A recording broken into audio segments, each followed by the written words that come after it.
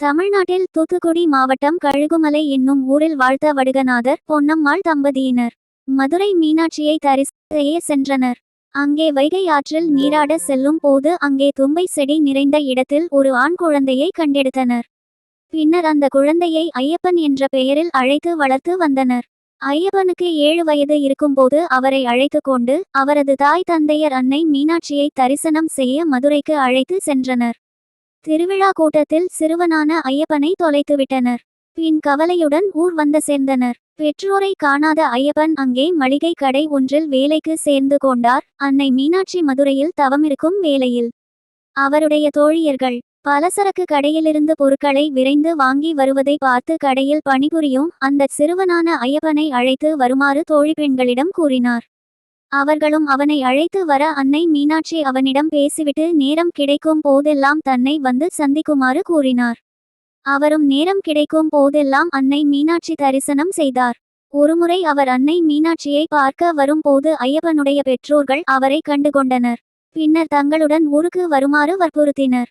அதனால் ஐயப்பன் சற்று பொறுங்கள், அன்னை மீனாட்சியிடம் கூறிவிட்டு வருகிறேன் என்று சொல்லிவிட்டு சென்றார். பின்னர் அன்னை மீனாட்சியிடம் அனைத்து விவரங்களையும் கூறி ஊருக்கு செல்ல அன்னையிடம் அனுமதி கேட்டார். அன்னை மீனாட்சி ஐயப்பனிடம் ஒரு கண்ணாடியையும் ஒரு எலுமிச்சை கனியையும் கொடுத்து, இன்று இந்த கண்ணாடியில் உன் முகம் தெரியவில்லையோ, கனி அழுகி போகிறதோ, அப்போது என்னை வந்து பார் என்று கூறி அனுப்பி வைத்தார். ஐயப்பனும் ஊர் வந்து சேர்ந்தார். ஊருக்கு வந்து அன்னை மீனாட்சி நினைத்து தினமும் பூஜை செய்து வந்தார். குதிரை வளர்ப்பிலே ஈடுபட்டார். உச்சி வேளையில் அவரது தலைக்கு மேலே வெள்ளை வேட்டி பறந்து நிழல் கொடுத்து வந்தது.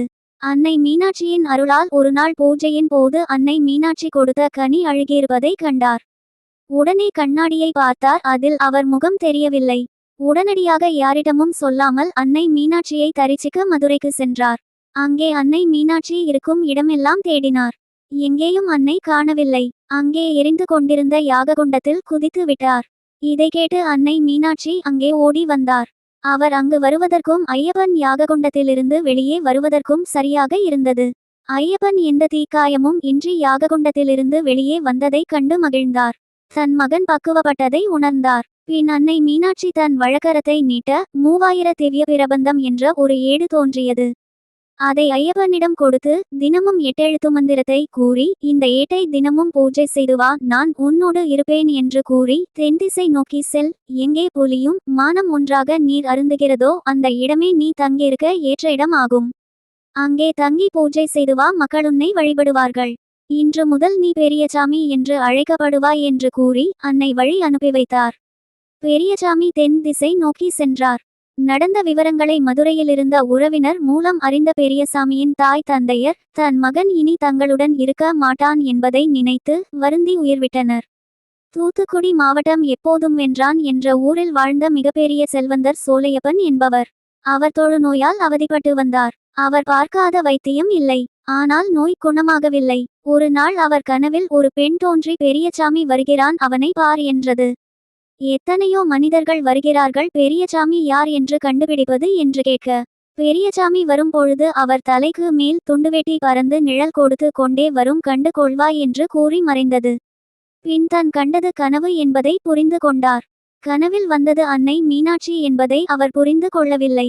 பெரியசாமி எப்பொழுது வருவார் என்று பார்த்து கொண்டே பாதையிலேயே பல நாட்கள் காத்திருந்தார். ஒரு நாள் ஒரு புனிதர் நடந்து வருவதைக் கண்டு அவரை நோக்கி மெல்ல செல்கிறார். அவரை நெருங்க நெருங்க நோயின் தாக்கமும் குறைய தொடங்கியது. நாம் எதிர்பார்க்கிற பெரியசாமி இவர்தானோ என்று பார்க்கிறார். அவர் நடந்து வந்து கொண்டிருக்கிறார்.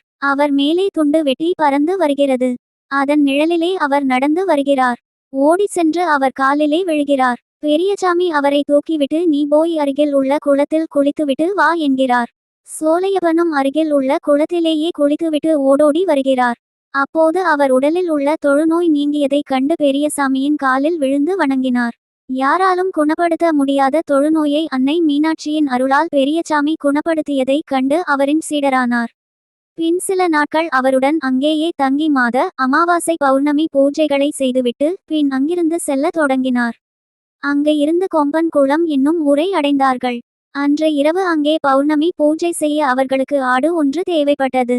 பக்கத்திலேயே மேய்ந்து கொண்டிருந்த ஆடு ஒன்றை பலியிட்டு பௌர்ணமி பூஜையை செய்து கொண்டிருக்கும் போது ஆட்டுக்கு சொந்தக்காரர் தன்னுடைய ஆட்டை பலியிட்டு பூஜை செய்து கொண்டிருப்பதை அறிந்து பெரியசாமியிடம் கேட்பதற்காக பூஜை முடியும் வரை காத்திருந்தார். பூஜை முடிந்தவுடன் சாமியிடம் கேட்க சுவாமியும் உண்மையை ஒப்புக்கொண்டார். பின் பலியிட்டு ஆட்டை அழைக்க ஆடு மீண்டும் உயிர் பெற்று எழுந்து வந்ததைக் கண்டு அனைவரும் அதிசயித்தனர்.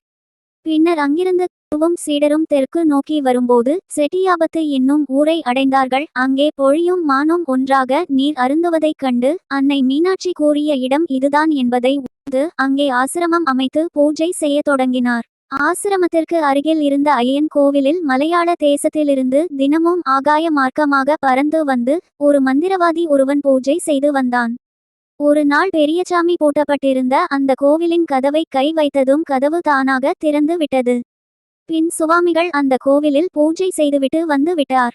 பிறகு மந்திரவாதி வந்து பார்த்து பூட்டிய கதவை திறந்து பூஜை செய்தது யார் என்று சுவாமி இடம் கேட்க தான் பூஜை செய்தேன் என்று சொல்லவும் மந்திரவாதி ஆத்திரத்துடன் இனி எங்கள் கோவிலில் வந்து பூஜை செய்யக்கூடாது என்று கூறிவிட்டு சென்றான்.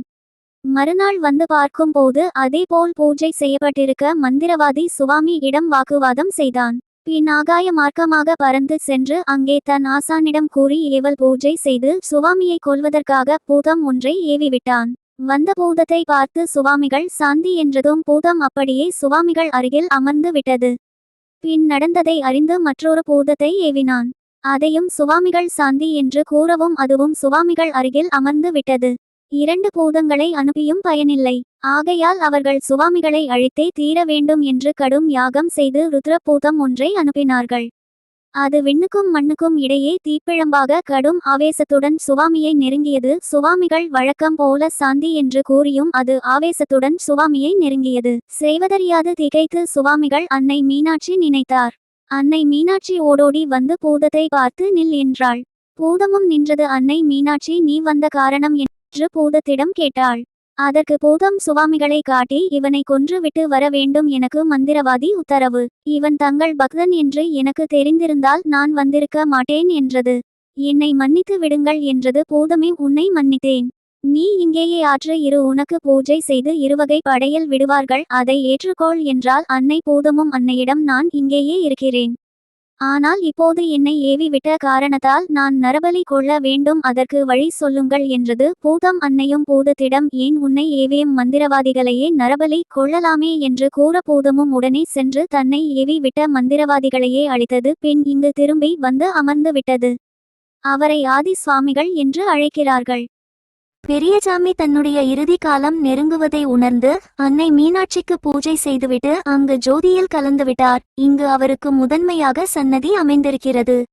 இவர்கள் தவிர குதிரை சுவாமி, திருப்புலியாழ்வார், அனந்தம்மன், வயனபெருமாள், அன்னை மீனாட்சி போன்றவர்களுக்கும் இங்கு தனித்தனி சன்னதிகள் இருக்கின்றன.